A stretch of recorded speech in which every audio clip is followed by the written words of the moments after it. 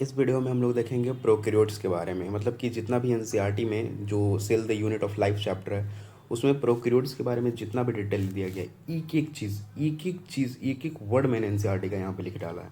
एक एक वर्ड, एक एक इन्फॉर्मेशन मैंने इसलिए लिखा है, मैं लिख के नहीं लाता, इसलिए मैंने नोट्स बना के लाया कि टाइम इससे सेविंग होता है। और लेकिन कंटेंट आपको प्योर एकदम 100% नीट लेवल का मिलेगा एकदम। एक भी ऐसा चीज़ नहीं होगा जो मैं छोड़ रखा हूँ, मतलब सारा चीज़ में कवर है। बस आपको ध्यान से देखना है, एक एक चीज़ें समझनी है, और जहाँ पर भी डाउट है कमेंट करना। बस बाकी एक एक चीज़ कवर है, जैसा कि मज़ा आ जाएगा, आप बस एंजॉय कीजिए इसको। तो जैसे कि एनसीईआरटी बोलता है कि सेल जो होता है वो दो टाइप्स का होता है। सेल जो होता है कितने टाइप्स का होता है? दो टाइप्स का होता है। एक होता है प्रोकैरियोटिक सेल और एक होता है यूकैरियोटिक सेल। एक होता है प्रोकैरियोटिक सेल और एक होता है यूकैरियोटिक सेल। तो दोनों में फ़र्क क्या है? क्या है प्रोकैरियोटिक सेल, क्या है यूकैरियोटिक सेल, क्या है? दोनों में पहले फ़र्क देखते हैं, क्या डिफरेंस है दोनों में। तो कुछ कुछ क्राइटेरिया लेंगे, जैसे कि न्यूक्लियस लेंगे, साइज लेंगे, कुछ कुछ क्राइटेरिया लेंगे और देखेंगे कि न्यूक्लियस में दोनों का क्या फ़र्क है, इसका न्यूक्लियस कैसा है, इसका न्यूक्लियस कैसा है। फिर साइज़ लेंगे, देखेंगे कि इसका साइज़ कैसा है, इसका साइज़ कैसा है। फिर हम सेल ऑर्गेनाइजेशन लेंगे कि इसका कैसा है, इसका कैसा है। तो एक क्राइटेरिया लेकर, ये सब क्राइटेरिया लेकर दोनों में कंपेयर करेंगे कि इसमें कैसा है, इसमें कैसा है। ठीक है, तो ऐसे ऐसे करेंगे। तो सबसे पहले जो है न्यूक्लियस कंपेयर करते हैं कि प्रोकैरियोट्स में, पहले समझ लेते हैं कि होता क्या प्रोकैरियोट्स यूकैरियोट्स। तो सिंपली समझे, अगर हम वन वर्ड में समझे तो प्रोकैरियोटिक सेल। ठीक है, तो नाम में आ रहा है प्रो वर्ड। प्रो का मतलब होता है प्रिमिटिव। प्रिमिटिव मतलब पुराना। प्रिमिटिव मतलब पुराना, पुराना। तो कोई चीज़ अगर पुराना रहेगा तो क्या रहेगा? पुराना मतलब कि उतना डेवलपमेंट नहीं, मतलब कि एकदम कुछ ज़्यादा चीज़ उसमें देखने को नहीं मिलेगा। तो ये प्रिमिटिव मतलब पुराना टाइप का होता है। इसमें इसके न्यूक्लियस जो होता है मतलब कि एकदम ट्रू नहीं रहते, ऐसे हम बोल सकते हैं कि नॉट ट्रू, नॉट ट्रू। जैसे कि जो असली में न्यूक्लियस होना चाहिए ना, वैसा न्यूक्लियस नहीं होता है। न्यूक्लियस के नाम पे एक न्यूक्लियोइड होता है, आगे हम देखेंगे। तो इसका जो बस इतना याद रखना है कि प्रोकैरियोटिक जो होता है उसमें प्रिमिटिव टाइप का न्यूक्लियस होता है। प्रिमिटिव मतलब पुराना, पुराना टाइप का न्यूक्लियस होता है प्रिमिटिव। ठीक है, मतलब कि न्यूक्लियस ऐसा होता नहीं है, मतलब न्यूक्लियस जैसा स्ट्रक्चर मान सकते हैं ऐसा कुछ। तो प्रिमिटिव यहाँ पे क्या होता है? प्रो मतलब प्रिमिटिव, प्रिमिटिव। ठीक है, और कैरियोटिक मतलब होता है न्यूक्लियस। न्यूक्लियस, कैरियोटिक मतलब न्यूक्लियस। तो जिसका प्रिमिटिव न्यूक्लियस हो, प्रिमिटिव न्यूक्लियस हो, न्यूक्लियस उसको बोलते हैं प्रोकैरियोटिक। ठीक है, और यूकैरियोटिक, यूकैरियोटिक होता है जिसका ट्रू, यू मतलब होता है ट्रू और कैरियोटिक मतलब न्यूक्लियस, न्यूक्लियस।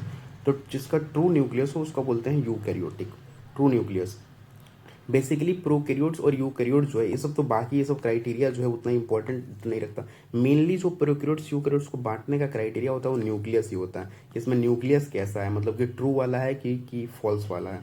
ठीक है, तो प्रोकैरियोटिक में प्रिमिटिव न्यूक्लियस होता है और यूकैरियोटिक में जो होता है ट्रू न्यूक्लियस होता है। ठीक है, और भी फीचर देख लेते हैं। मेनली यही क्राइटेरिया इसको बांटने का, प्रोकैरियोट्स मतलब पुराना न्यूक्लियस और यूकैरियोट्स मतलब नया न्यूक्लियस।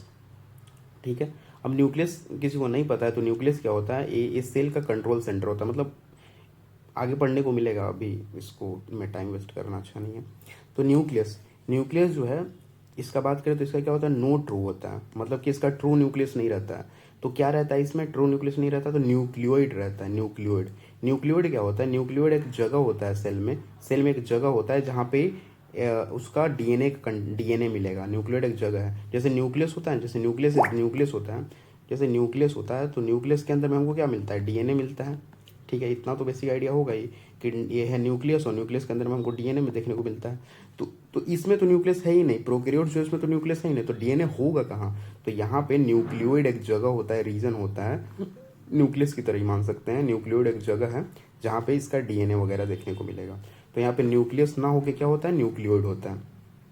और यहाँ पे एकदम ट्रू न्यूक्लियस होता है, जैसा होना चाहिए एकदम ट्रू न्यूक्लियस होता है। और इसमें न्यूक्लियर मेम्ब्रेन भी रहता है, मतलब कि साथ ही साथ उसका बाहर में दीवार भी रहता है। न्यूक्लियस में मेम्ब्रेन भी रहता है। यहाँ पे तो मेम्ब्रेन ट्रू है ही नहीं, तो मेम्ब्रेन कहाँ से होता है? यहाँ पे मेम्ब्रेन नहीं होता, यहाँ मेम्ब्रेन होता है। यहाँ ट्रू होता है, यहाँ ट्रू नहीं होता। यहाँ पे क्या होता है? न्यूक्लियस की जगह पे न्यूक्लियोइड होता है। फिर यहाँ पे साइज, साइज का कंपेयर करें तो जो प्रोकैरियोट्स होता है उसका साइज छोटा होता है, स्मॉल होता है, स्मॉल होता है। और जो यूकैरियोट होता है उसका साइज क्या होता है? लार्ज होता है, लार्ज होता है। और स्मॉल में भी कितना हो सकता है? 0.5 से लेके 5 माइक्रोमीटर, ये रेंज है एक। 0.5 से 5 के बीच में कुछ भी हो सकता है। ये इतना अगर साइज है तो जनरली किसमें आता है? जनरली, ऑलवेज नहीं बोला जा रहा है, यहाँ जनरली बोला जा रहा है, जनरली इसमें आता है प्रोकैरियोट्स में। अगर 5 से 100 माइक्रोमीटर अगर साइज है तो वो लार्ज में आता है, मतलब कि वो आता है यूकैरियोट्स के अंदर में। फिर सेल ऑर्गेनाइजेशन, मतलब सेल ऑर्गेनाइजेशन कहने का मतलब कि इसके अंदर की चीज़ें, अंदर में जो है चीज़ें, जैसे मान लेते हैं सेल, तो सेल के अंदर में जो भी कंटेंट है तो वो कैसा है, मतलब कि सिंपल है, कॉम्प्लेक्स है, क्या भी चीज़ है। तो इसमें सेल में जो ऑर्गेनाइजेशन रहता है उसके अंदर में वो सिंपल रहता है, सिंपल सिंपल। अब छोटा है, छोटा सेल है और इसमें ज़्यादा कंटेंट भी नहीं है, न्यूक्लियस भी ट्रू नहीं है, तो सिंपल ही होगा, सिंपल ही होगा। और इसमें कॉम्प्लेक्स होगा, इसमें सारी चीज़ें ट्रू हैं और लार्ज भी है, बहुत सारी चीज़ें भी हैं, तो इसमें कॉम्प्लेक्स ही ऑर्गेनाइजेशन होगा। इसमें सिंपल होता है, सिंपल होता है और इसमें कॉम्प्लेक्स होता है। फिर इसमें मेम्ब्रेन बाउंड ऑर्गेनली की बात करें, मेम्ब्रेन बाउंड, तो ऐसा कोई भी इसमें ऑर्गेनली नहीं होता है जो मेम्ब्रेन बाउंड इसमें एब्सेंट होता है। मतलब ऐसा जैसे कि ऐसा कोई भी मेम्ब्रेन नहीं होता, मेम्ब्रेन बाउंड ऑर्गेनली नहीं होता है। जैसे कहने का मतलब है, जैसे माइटोकॉन्ड्रिया है, माइटोकॉन्ड्रिया है, वो क्या होता है, वो क्या होता है, डबल मेम्ब्रेन बाउंड होता है, 2 दीवार वाला होता है, डबल मेम्ब्रेन वाला होता है। ठीक है, तो ये जो है ये तो यूकैरियोट में पाया जाता है, ये तो यूकैरियोट में पाया जाता है, प्रोकैरियोट में क्या है, नहीं है। तो प्रोकैरियोट्स में ऐसा कोई भी ऑर्गेनेल नहीं है, चाहे वो राइबोसोम हो, या होता भी है तो सिर्फ राइबोसोम। प्रोकैरियोट में सिर्फ एक ऑर्गेनेल होता है, राइबोसोम, उसके अलावा कुछ नहीं होता है, उसके अलावा ऑर्गेनेल कुछ नहीं होता। और ये भी होता है तो ये भी मेम्ब्रेन लेस होता है, इसमें भी दीवार नहीं होता भी है ना, तो दीवार नहीं होता, मेम्ब्रेन लेस होता है। तो ये बोला जा रहा है कि मेम्ब्रेन बाउंड मतलब कि जिसमें दीवार हो, वो वैसा ऑर्गेनली क्या इसमें है प्रोकैरियोट में, तो ऐसा कोई भी ऑर्गेनली नहीं है, कोई भी नहीं है। और इसमें होता है, प्रोकैरियोट में ऑर्गेनली होता है जिसमें दीवार हो, जैसे कि इसमें क्या क्या होता है, माइटोकॉन्ड्रिया हो जाता है, माइटोकॉन्ड्रिया हो जाता है, बहुत सारा है, लाइसोसोम हो जाता है, लाइसोसोम हो जाता है, और गोल्जी बॉडी हो जाता है, गोल्जी बॉडी हो जाता है, बहुत सारा है। ठीक है, वो आगे पढ़ने को मिलेगा, अभी मैं उसको नहीं ले रहा हूँ। तो मतलब कि मेम्ब्रेन बाउंड इसमें नहीं होगा, इसमें होगा। ठीक है, और जेनेटिक मटेरियल, इसका जेनेटिक मटेरियल जो होगा नेकेड होगा, नेकेड मतलब कि ढका हुआ नहीं होगा, नेकेड होगा। जैसे कि इसके बाहर में जैसे न्यूक्लियस रहता, अगर ये न्यूक्लियस रहता उसके अंदर में डीएनए है तो वो तो है कि हाँ ठीक है, बाहर में कुछ ढका हुआ है, मतलब कि बाहर में कुछ कवरिंग है। यहाँ पे तो नेकेड होगा, यहाँ पे तो है ही नहीं, ट्रू न्यूक्लियस ही नहीं है, तो ढकने का तो सवाल ही नहीं होता, बाहर में कुछ होगा ही नहीं। बाहर में जब कुछ है ही नहीं तो वो नेकेड ही होगा, नेकेड मतलब कि ढका हुआ ही नहीं होगा। ठीक है, तो नेकेड होता है, नेकेड मतलब कि ऐसी ऐसी साइटोप्लाज्म, जैसे साइटोप्लाज्म है तो साइटोप्लाज्म ऐसे बिखरा हुआ है, बाहर में कुछ उसको घेरा हुआ नहीं है, बाहर में कोई दीवार नहीं है, तो नेकेड हो गया। फिर उसके बाद इसमें डीएनए होता है और सर्कुलर होता है। और डीएनए जो भी होता है, जो जेनेटिक मटेरियल जो डीएनए हो, क्या होता है, सर्कुलर फॉर्म में होता है, मतलब गोलाकार होता है, ऐसे गोल गोल। और इसमें अगर जेनेटिक मटेरियल होगा तो लीनियर होगा, लीनियर मतलब कि ऐसे सीधा लीनियर, लीनियर होता है, और लीनियर होगा। और इसमें क्या होता है, हिस्टोन प्रोटीन होता है। तो हिस्टोन प्रोटीन क्या होता है, एक प्रोटीन होता है जो पैकिंग में मदद करता है। जैसे कि हमको पता है कि डीएनए जो होता है यूकैरियोट में, जैसे कि ह्यूमन के केस में जो डीएनए होता है अप्रोक्स 2 मीटर लंबा होता है, 2 मीटर लंबा मतलब कि बहुत ज़्यादा हो गया। अब उस न्यूक्लियस जो होता है, न्यूक्लियस बहुत छोटा है, बहुत छोटा होता है, बहुत छोटा होता है, ये जो होता है बहुत छोटा होता है।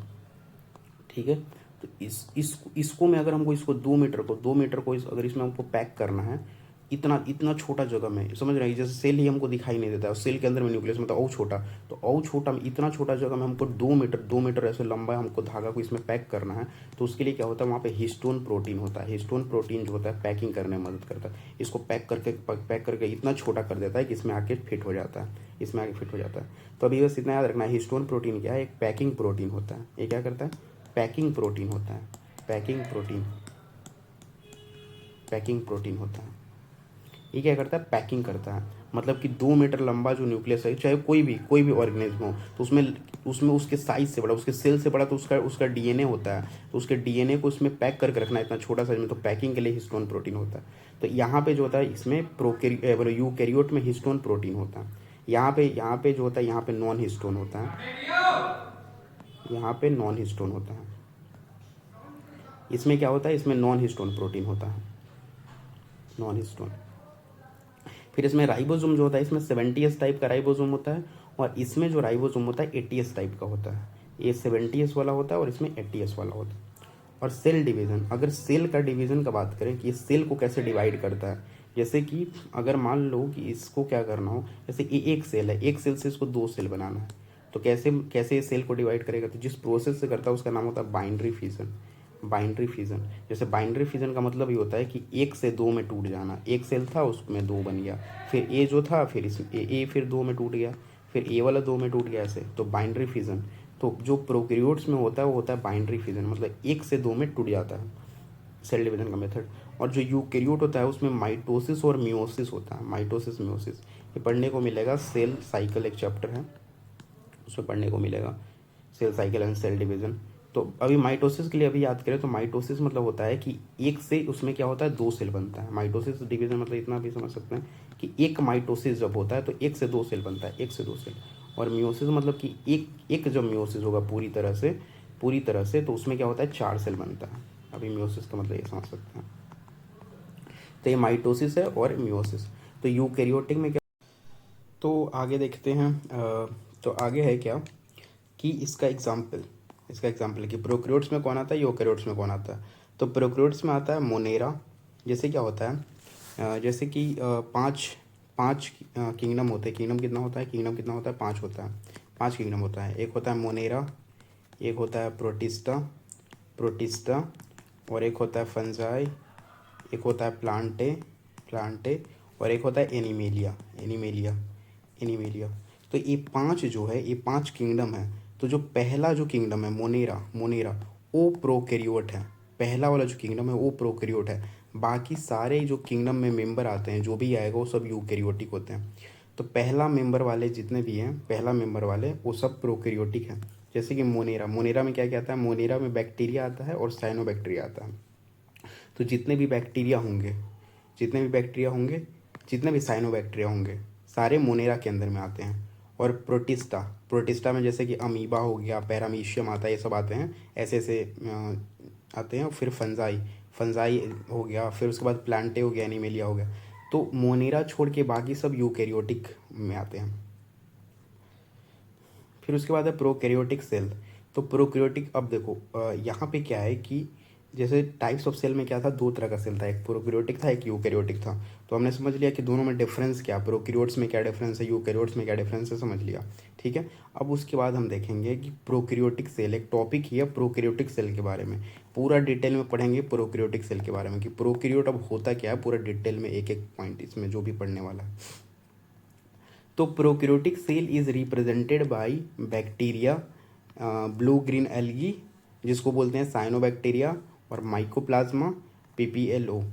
तो बोला जा रहा है कि जो प्रोकैरियोटिक सेल है, मतलब कि प्रोकैरियोट्स में कौन कौन आता है, तो बैक्टीरिया, जितने भी बैक्टीरिया हैं, ऐसे तो जनरली बात करें तो हम पूरा मोनेरा पूरा किंगडम ही बोल सकते हैं। पूरा मोनेरा किंगडम में जितने भी जीव होंगे, जितने भी ऑर्गेनिज्म होंगे, सारे आ जाएंगे। लेकिन ऐसे एक एक का अगर बात करें कि उसका नाम क्या है, तो तीन चार नाम दिए हुए हैं एनसीईआरटी में, वो याद रखना है। तो प्रोकैरियोटिक सेल में पहला आएगा बैक्टीरिया, जितने भी बैक्टीरिया होते हैं। फिर उसके बाद ब्लू ग्रीन एल्गी याद रखना, ये एल्गी नहीं है, एल्गी नहीं, कन्फ्यूजन होता है कि इसके नाम में तो एल्गी आ रहा है तो एल्गी होना चाहिए, नहीं, ये एल्गी नहीं है, ये क्या है, साइनोबैक्टीरिया, ये भी बैक्टीरिया है।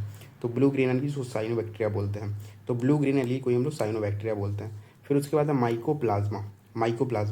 माइकोप्लाज्मा जो होता है एक ऐसा जीव है जिसके पास वाल ही नहीं होता, सेल वाल ही नहीं होता है, सेल वाल एब्सेंट होता है। तो माइकोप्लाज्मा में सेल वाल ही नहीं होता है, मतलब कि सिर्फ सेल मेम्ब्रेन होता है।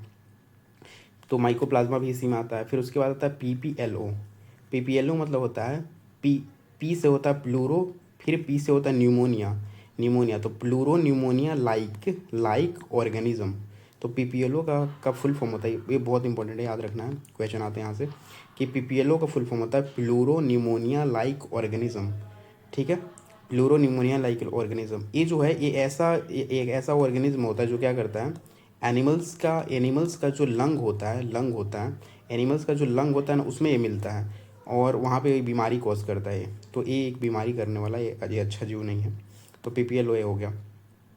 तो यहाँ पे क्या क्या एग्जाम्पल याद रखना है, प्रोकैरियोटिक सेल में bacteria, blue green algae, mycoplasma, PPLO. ठीक है। फिर उसके बाद है कि they are smaller and multiply more rapidly than eukaryotic cell. तो जो प्रोकैरियोटिक सेल होते हैं क्या होता है, स्मॉलर होता है, ऊपर ही हमने देखा था यहाँ पे कि ये जो होता है यहाँ पे क्या होता है, सिंपल होता है, कॉम्प्लेक्स होता है। मतलब यहाँ पे ये देखा था, साइज जो है यहाँ पे स्मॉल है, यहाँ पे लार्ज है। तो वही यहाँ पे बोला जा रहा है कि ये जो है ये जो है प्रोकैरियोटिक सेल वो क्या है, स्मॉलर है। स्मॉलर मतलब छोटा होता है। अब कोई चीज़ छोटा है तो क्या करेगा, मल्टीप्लाई करेगा more rapidly than the eukaryotic cell. मतलब जैसे हम बोला जाए कि एक सेल इतना बड़ा है और एक सेल इतना बड़ा है, तो ये जो छोटा है वो तुरंत मल्टीप्लाई कर जाएगा कि नहीं, मतलब कहने का मतलब 1 से 2 बनाना हो इसको डिवीजन करके ये तुरंत बन जाएगा। अब इसको बनाना हो 1 से 2 तो टाइम तो लगेगा, टाइम लगेगा। ये बड़ा है, छोटा है, तो वही यहाँ पे बोला जा रहा है कि ये स्मॉलर होता है, छोटा होता है, इसलिए ये मल्टीप्लाई करता है मोर रैपिडली, बहुत जल्दी मल्टीप्लाई करता है। मतलब 1 से 2 अब बनाना हो, खुद को मल्टीप्लाई करके डिवीज़न करना हो तो ये बहुत जल्दी कर लेता है। किसके अपेक्षा में, यूकैरियोटिक सेल की अपेक्षा में। तो ये छोटा होता है और मल्टीप्लाई करता है फास्टर। ठीक है। फिर उसका बाद है कि very great in shape and size. ये जो होता है प्रोकैरियोट, वो शेप और साइज दोनों में वेरी करता है। इसका शेप भी अलग अलग होता है, जैसे कि कोई जीव है तो कुछ कुछ का अलग शेप होगा, कुछ का अलग शेप साइज होगा, तो साइज भी अलग अलग होता है। तो शेप और साइज अलग अलग होता है। जैसे कि बैक्टीरिया का, यहाँ पे एनसीईआरटी में बैक्टीरिया का शेप दे रखे हैं 4, तो 4 बैक्टीरिया का शेप याद रखना है। तो 4 बैक्टीरिया का शेप में पहला जो शेप होता है बैसिलस। बैसिलस को हम लोग बोलते हैं रोड शेप। तो ऐसे जीव होते हैं जो देखने में ऐसे रोड की तरह दिखाई देता है, ऐसे रॉड, रॉड जैसे होता है ना, ऐसे रॉड की तरह से दिखाई देते हैं, तो ये रॉड शेप होते हैं। तो बैसिलस मतलब होता है रॉड शेप वाले बैक्टीरिया। फिर उसके बाद होता है कोकस। कोकस मतलब स्फेरिकल शेप वाले, स्फेरिकल जैसे फुटबॉल होता है ना, फुटबॉल एक स्फेयर होता है, गेंदा की तरह। तो कोकस वाले होते हैं स्फेरिकल होते हैं, एक गेंदा की तरह, मतलब कि स्फेरिकल होते हैं, स्फेयर, तो उसको बोलते हैं कोकस, कोकस। फिर विब्रियो, विब्रियो बोलते हैं कोमा शेप को, ऐसे कोमा शेप, ऐसे कोमा जैसे हम लोग देते हैं ना, वैसे कोमा शेप का होता है, तो होगा विब्रियो। फिर उसके बाद होता है स्पिरिलियम। ये क्या है, स्पिरिलियम है, एस है स्पिरिलियम। तो स्पिरिलियम जो होता है स्पाइरल शेप का होता है, स्पाइरल शेप, मतलब स्पाइरल कहने का मतलब कि ऐसे ऐसा कुछ होता है, इधर में ऐसे होता है फ्लैजिला, इधर में ऐसे होता है फ्लैजिला, ये स्पाइरल शेप है, ये ऐसा स्पाइरल शेप। ये जो है फ्लैजिला होता है, फ्लैजिला होता है, फ्लैजिला जो मोटिलिटी में मदद करता है, चलने में मदद करता है, मोटिलिटी में मदद करता है फ्लैजिला। तो स्पाइरल शेप। तो बैक्टीरिया का 4 शेप याद रखना है, पहला बैसिलस, बैसिलस, दूसरा कोकस, तीसरा है विब्रियो और चौथा है स्पिरिलियम। तो ये बैसिलस, कोकस, विब्रियो, स्पिरिलियम। और बैसिलस कौन सा होता है, रोड शेप होता है, कोकस होता है स्फेरिकल शेप होता है, विब्रियो कोमा शेप होता है और स्पिरिलियम स्पाइरल शेप होता है। फिर उसके बाद है कि सम इम्पॉर्टेंट साइजेस। अब कुछ इम्पॉर्टेंट साइज़ है जो याद रखना है कि किसका कितना कितना साइज़ होता है। जैसे कि टिपिकल बैक्टीरिया, जैसे एक एक आता है कि टिपिकल बैक्टीरिया और एक होता है बैक्टीरिया, यहाँ नीचे है बैक्टीरिया। तो दोनों में फ़र्क क्या है, टिपिकल मतलब कि बोल सकते हैं आदर्श, आदर्श मतलब कहने का मतलब है कि जो ज़्यादातर बैक्टीरिया में देखने को मिले, ठीक है, ज़्यादातर बैक्टीरिया में देखने को मिले, ऐसा ऐसा। तो ये टिपिकल जो बैक्टीरिया का साइज होता है 1 से 2 माइक्रोमीटर होता है, 1 से 2 माइक्रोमीटर का होता है। और ऐसे बैक्टीरिया का पूछते जनरली, तो जनरली होता है 3 से 5 माइक्रोमीटर, ठीक है। तो 3 से 5 माइक्रोमीटर याद रखना है। फिर उसके बाद पीपीएलओ, पीपीएलओ का होता है 0.1 माइक्रोमीटर पीपीएलओ। और माइकोप्लाज्मा, माइकोप्लाज्मा का होता है 0.3 माइक्रोमीटर। तो पूछेगा, और यहाँ पे पहले ये देख लेते हैं। फिर वायरस का कितना होता है, 0.02 से 0.2 माइक्रोमीटर, ठीक है। फिर उसके बाद typical eukaryotic cell, typical eukaryotic cell का कितना होता है, 10 से 20 माइक्रोमीटर। और आरबीसी, आरबीसी मतलब कि रेड ब्लड सेल, जो आरबीसी होता है रेड ब्लड सेल, उसका होता है 7 माइक्रोमीटर इन डायमीटर। यहाँ पे याद रखना है डायमीटर में होता है, डायमीटर क्या होता है, रेडियस का डबल होता है। तो इसका रेडियस अगर पूछ दें तो रेडियस में आधा हो जाएगा, 3.5 माइक्रोमीटर हो जाएगा। ये डायमीटर यहाँ दिया हुआ है, डायमीटर, डायमीटर जो कि रेडियस का डबल होता है। रेडियस को जब हम 2 से मल्टीप्लाई करते हैं तो वो आता है डायमीटर। तो डायमीटर यहाँ पे इसमें कन्फ्यूज़न नहीं होना, ये डायमीटर है, ठीक है। और यहाँ पे जैसे बोला जाए कि इतने सारे यहाँ पे मैंने साइज लिख रखे हैं, तो इसमें बोला जाए कि कौन सा है जो सबसे छोटा है, सबसे छोटा है। तो सबसे छोटा, जैसे ये माइकोप्लाज्मा जो है, इसी के अंदर में पीपीएलओ आता है। माइकोप्लाज्मा का ही एक ऑर्गेनिज्म है पीपीएलओ। तो अगर ऑप्शन में दिया जाता है विच इज़ स्मॉलेस्ट। तो अगर ऑप्शन में क्या है, ऑप्शन में अगर पीपीएलओ दिया है, तो पीपीएलओ को मार्क करेंगे। और पीपीएलओ नहीं दिया है, अगर माइकोप्लाज्मा दिया है तो माइकोप्लाज्मा को मार्क करेंगे, ठीक है। दोनों ऐसा नहीं दे सकता, दोनों नहीं देगा। तो इसका जो होता है 0.3 माइक्रोमीटर होता है और इसका 0.1 माइक्रोमीटर होता है। लेकिन एक अब सवाल आ सकता है कि वायरस तो है 0.02, और ये जो है 0.02 से 0.2 तक है, मतलब कि ये तो ये सबसे भी छोटा है, ये सब छोटा है, तो सबसे छोटा में तो वायरस आना चाहिए। तो ये ऐसा नहीं है। वायरस जो होता है ये ना लिविंग होता है, ये नॉन लिविंग भी नहीं होता है, ना लिविंग होता है, ये दोनों के बीच वाला होता है, इसलिए वायरस को हम लोग कंसिडर नहीं करते हैं। वायरस अगर लिविंग होता है तो इसको कंसिडर कर लेते हैं, लेकिन वायरस ना लिविंग होता है ना नॉन लिविंग होता है, इसलिए वायरस को कंसिडर नहीं करते हैं। तो इसीलिए सबसे छोटा अगर पूछेगा ऑर्गेनिज्म, मतलब कि जो ऑर्गेनिज्म मतलब कि लिविंग पूछेगा तो अगर पूछ सकता है कि वायरस का पूछेगा तो वो तो डायरेक्ट मेंशन करेगा। अगर सबसे छोटा पूछे तो डायरेक्ट या तो माइकोप्लाज्मा देगा या तो पीपीएलओ देगा।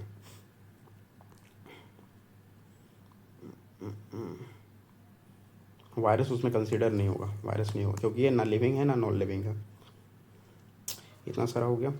फिर उसके बाद है कि जो बैक्टीरिया जो प्रोकैरियोट होते हैं, प्रोकैरियोट प्रोकैरियोट में जैसे बैक्टीरिया को ही लेके चलते हैं, बैक्टीरिया। तो इसमें क्या होता है, इसमें तीन तीन लेयर होता है, तीन लेयर होता है आउटर में। जैसे ये तो हो गया बीच में साइटोप्लाज्म, बीच में साइटोप्लाज्म होगा। साइटोप्लाज्म क्या होता है, सेमी फ्लूइड मैट्रिक्स। ये मैट्रिक्स होता है जो सेमी फ्लूइड वाला होता है। सेमी फ्लूइड मतलब फ्लूइड ही भरा रहता है, लेकिन वो सेमी रहता है, ठीक है। तो साइटोप्लाज्म ये हो गया। फिर उसके बाहर में तीन लेयर रहता है।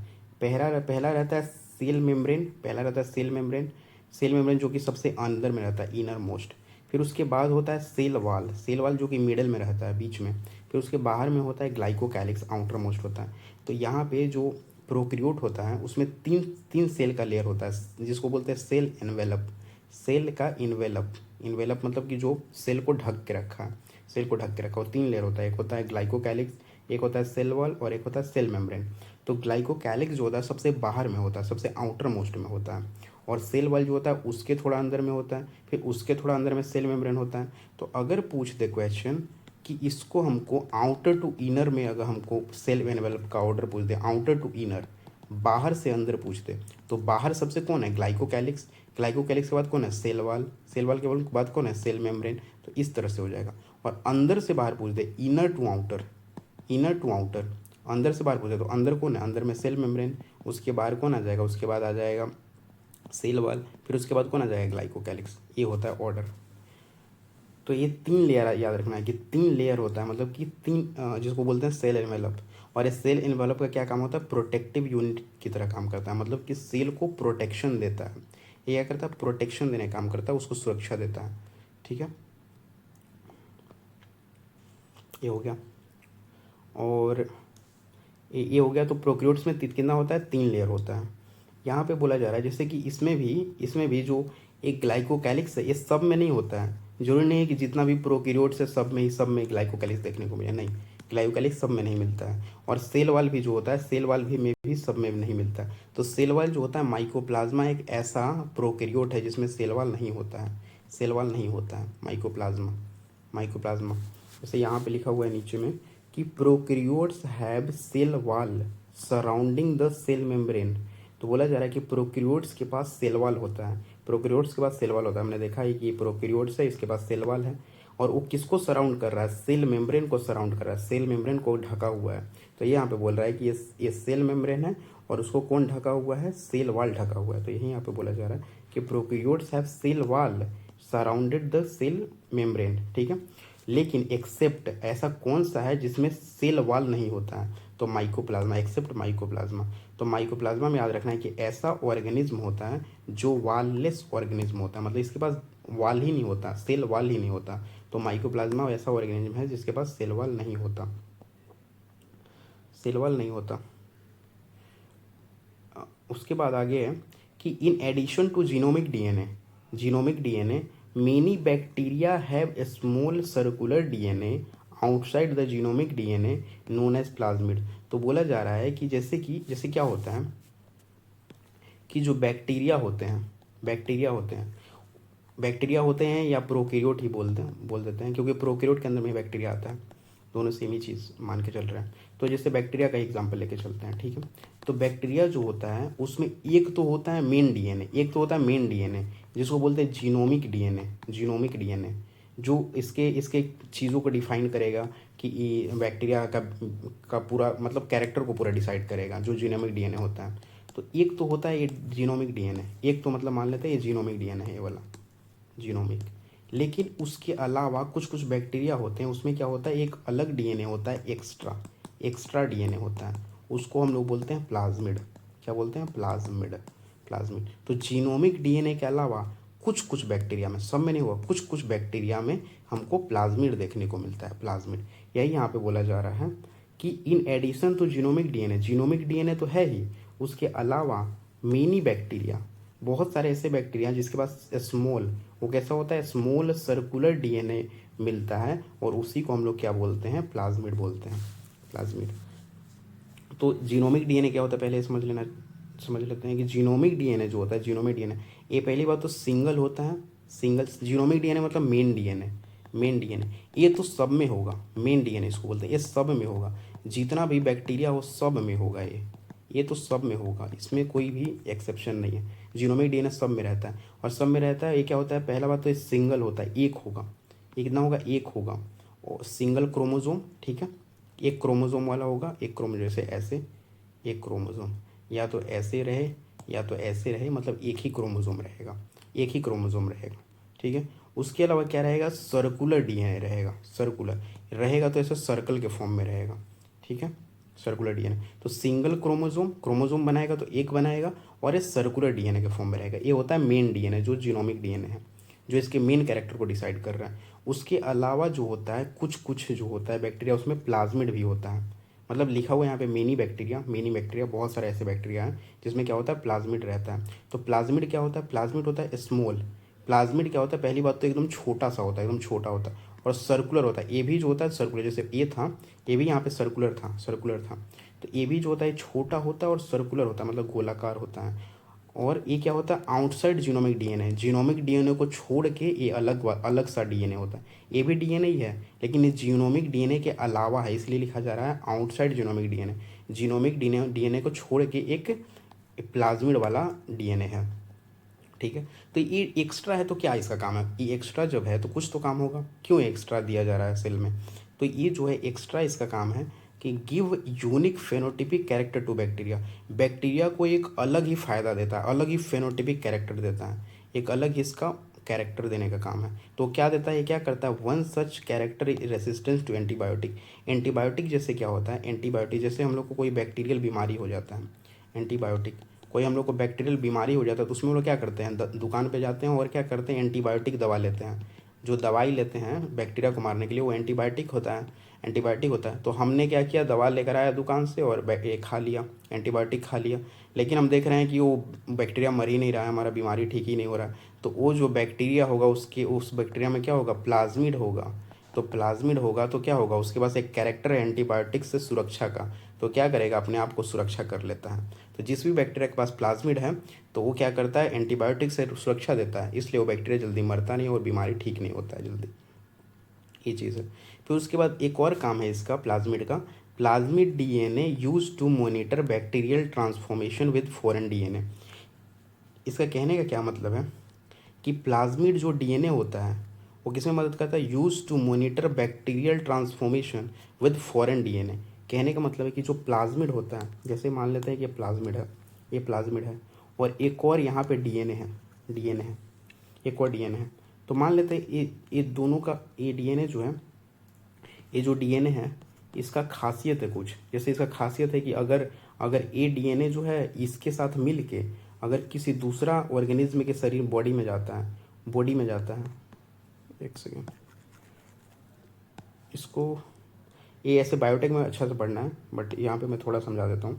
जैसे ये है प्लाज्मिड, ये प्लाज्मिड है, तो क्या किया जाता है, और ये है क्या, ये एक अलग डीएनए है, ये एक अलग डीएनए है। तो मान लेते हैं ये जो डीएनए है इसका यूनिक कैरेक्टर है, मान लेते हैं ये जो डीएनए अगर इसमें डाल दें यूनिक कैरेक्टर, जैसे मान लेते हैं कि अगर ये जो है मिल्क ज़्यादा प्रोड्यूस कर सकता है, ज़्यादा मिल्क बना सकता है, तो इस डीएनए को हम क्या करते हैं, प्लाज्मिड में जोड़ देते हैं। क्या करते हैं कि प्लाज्मिड को थोड़ा सा ऐसे काटते हैं, काटने के लिए भी अलग अलग एंजाइम होता है, तो इसको काटते हैं और यहाँ से इसको भी काटते हैं उसी चीज़ से, मान लेते हैं इसको काट रहे हैं जिससे इसको भी उसी से काट रहे हैं, और इसको ऐसे जोड़ देते हैं।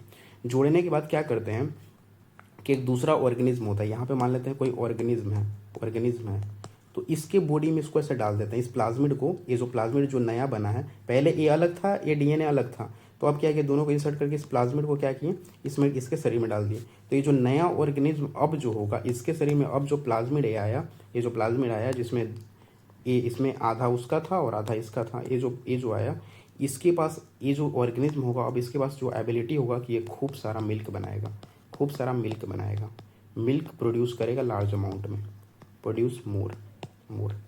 तो यही यहाँ पे बोला जा रहा है कि जो प्लाज्मिड होता है उसका कैरेक्टर क्या होता है, प्लाज्मिड जो डीएनए होता है वो use to monitor bacterial transformation with foreign DNA, मतलब ये फॉरेन डीएनए, ये देखो, ये जो डीएनए था ये कहीं बाहर का था, जिसके पास ये एबिलिटी था कि ज़्यादा मिल्क बना सके, इस डीएनए को इस प्लाज्मिड के साथ लिंक करके ये जो बैक्टीरिया जो था, ये अलग बैक्टीरिया था, उसको ट्रांसफॉर्म कर दिया, मतलब उसको बदल दिए। तो इसी को बोलते हैं कि बैक्टीरिया का ट्रांसफॉर्मेशन करने में, बैक्टीरिया को बदलने में प्लाज्मिड का हेल्प लिया जाता है। मतलब ये बैक्टीरिया के पास पहले ऐसा नहीं था एबिलिटी कि ज़्यादा दूध बना सके, ज़्यादा मिल्क बनाने का एबिलिटी ही नहीं था। अब क्या किया कि इस प्लाज्मिड को इसके साथ जोड़ के इसमें डाल दिए, तो अब ज़्यादा दूध बना रहा है। तो यही होता है, बैक्टीरिया का ट्रांसफॉर्मेशन हो गया, बैक्टीरिया में बदलाव आ गया। तो इसमें भी प्लाज्मिड का हेल्प लिया जाता है। ठीक है, अब लगता है क्लियर हो गया होगा, अब कोई डाउट नहीं रहा होगा। उसके अलावा एक यहाँ पे इम्पॉर्टेंट पॉइंट है जो याद रखने वाला है, क्या है कि no organelles like in eukaryote are found in prokaryote cells. तो बोला जा रहा है कि ऐसा कोई भी ऑर्गेनल नहीं है जो यूकैरियोट में मिलता हो और वो प्रोकैरियोट में मिले, यूकैरियोट में मिलता हो प्रोकैरियोट में। मान लेते हैं कि यूकैरियोट्स में जैसे हमको क्या मिलता है, यूकैरियोट्स में जैसे हमको माइटोकॉन्ड्रिया मिलता है, क्लोरोप्लास्ट मिलता है, क्या मिलता है, गोल्जी बॉडी मिलता है। तो प्रोकैरियोट में क्या ये चीज़ मिलता है हमको, क्या ये चीज़ प्रोकैरियोट में हमको देखने को मिलता है, माइटोकॉन्ड्रिया देखने को मिलता है, क्लोरोप्लास्ट देखने को मिलता है, गोल्जी बॉडी देखने को मिलता है, नहीं मिलता है। तो यही यहाँ पे बोला जा रहा है कि ऐसा कोई भी ऑर्गेनल ही नहीं है जो यूकैरियोट में मिलता हो वो प्रोकैरियोट्स में मिले, नहीं मिलता है। लेकिन एक को छोड़ के एक ऐसा है जो मिलता है, वो होता है राइबोसोम।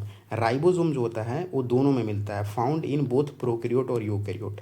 तो यहाँ पे इस लाइन का बस इतना कहने का मतलब है कि कि राइबोसोम एक ऐसा ऑर्गेनल ही है जो दोनों में देखने को मिलता है, प्रोकैरियोट्स यूकैरियोट्स में।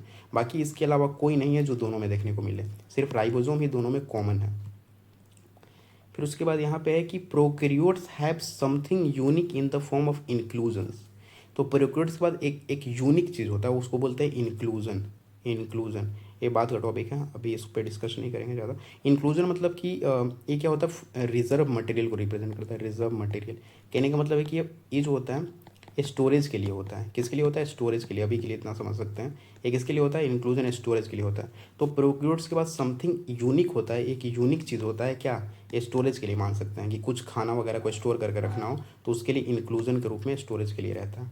ठीक है, फिर उसके बाद है specialised differentiated form of cell membrane called mesosome. तो जैसे क्या होता है, इज कैरेक्टरिस्टिक ऑफ प्रोकैरियोट्स। तो बोला जा रहा है कि जो सेल मेम्ब्रेन होता है, सेल मेम्ब्रेन जैसे ये सेल मेम्ब्रेन है, तो यही जो होता है ये सेल मेम्ब्रेन ही क्या करता है, मीजोसोम बना लेता है। ये क्या करता है, मीजोसोम बना लेता है। और ये जो है एक स्पेशल प्रॉपर्टी है, किसका, प्रोकैरियोट्स का। तो यहाँ बोला जा रहा है एक स्पेशलाइज्ड डिफरेंशिएटेड फॉर्म। डिफरेंशिएटेड मतलब कि उसी से बना है, जैसे किससे बना है, सेल मेम्ब्रेन। तो ये क्या है, specialised differentiated form of cell membrane called the mesosome. तो ये मीजोसोम से जो प्लाज्मा मेम्ब्रेन है, इसी से क्या बनता है, मीजोसोम बनता है। प्लाज्मा मेम्ब्रेन से ही मीजोसोम बनता है, जो कि एक कैरेक्टरिस्टिक है प्रोकैरियोट का। तो मीजोसोम होता क्या है, ये क्या होता है कि इनफोल्डिंग्स ऑफ सेल मेम्ब्रेन होता है। जब सेल मेम्ब्रेन इनफोल्ड कर ले खुद को तो वो मीजोसोम कहलाता है। जैसे क्या है, जैसे मान लेते हैं कि ये जो है सेल, कोई बैक्टीरियल सेल है, इसमें 3 लेयर है। ये है कैलिक्स, और ये जो है सेल वॉल, और ये जो है सेल मेम्ब्रेन। तो ये जो सेल मेम्ब्रेन है, यही सेल मेम्ब्रेन क्या करता है, इनफोल्डिंग बना लेता है, ऐसे इनफोल्ड कर जाता है, और इसी इनफोल्डिंग को हम लोग बोलते हैं मीजोसोम। तो मीजोजोम इज नथिंग बट वो सेल मेम्ब्रेन का ही इनफोल्डिंग है, सेल मेम्ब्रेन का ही इनफोल्डिंग है। अब ये ऐसा मीजोजोम क्यों बन रहा है, इसका भी कारण होता है, जो आगे देखेंगे। इसका भी कारण होता है, इनफोल्डिंग ऐसा क्यों बना रहा है, क्यों ऐसा खुद को बदल ले रहा है, इसका भी कारण होता है, वो बात का टॉपिक है। फिर उसके बाद है कि the organisation of prokaryotic cell is fundamentally similar even though prokaryotes exhibit wide variety of shapes and functions. कहने का मतलब है कि जो प्रोकैरियोट्स होते हैं उनका उनका शेप अलग होता है, उनका फंक्शन अलग होता है। जैसे बहुत सारे प्रोकैरियोट्स हैं जिनका सबका फंक्शन अलग है, शेप अलग है। जैसे कोई जो था कैसा शेप का था, कोई जो था बैसिलस था, रॉड शेप का था, कोई जो था कोमा शेप का था, जिसको बोल रहे थे विब्रियो। तो उनका शेप अलग अलग है, फंक्शन अलग अलग है, लेकिन उसके बावजूद सारे जो प्रोकैरियोट्स है फंडामेंटली सिमिलर है। फंडामेंटली सिमिलर मतलब कि जो बेसिक चीज़ जो सब में होना चाहिए वो कॉमन होता है। जैसे मान लेते हैं कि जैसे कि सेल मेम्ब्रेन हो गया, और साइटोप्लाज्म हो गया, राइबोसोम हो गया या और राइबोसोम के अलावा डीएनए हो गया। ये तो सब में मिलेगा ना, ये तो सब में मिलेगा, चाहे वो कोई भी प्रोकैरियोट हो, ये तो सब में मिलेगा। मतलब जो फंडामेंटल चीज़ है, जो बेसिक चीज़ है, वो सब प्रोकैरियोट्स में है। ये जो बेसिक चीज़ है, जो ज़रूरी है, मतलब नॉर्मली जो लाइफ के लिए ज़रूरी है, वो सब चीज़ सब में मिल रहा है। बेसिक चीज़ सब में मिल रहा है, भले उसका शेप कैसा हो, फंक्शन कैसा हो, बेसिक चीज़ सब में से मिल रहा है। तो वहीं आगे आने का मतलब है कि the organisation of the prokaryotic cell is fundamentally similar. मतलब फंडामेंटल जो ऑर्गेनाइजेशन है सब में सेम है, भले उसका शेप कुछ भी हो, फंक्शन कुछ भी हो। तो यही इतना पढ़ना था प्रोकैरियोट्स के बारे में। प्रोकैरियोट्स का सारा टॉपिक खत्म, सारा कॉन्सेप्ट क्लियर।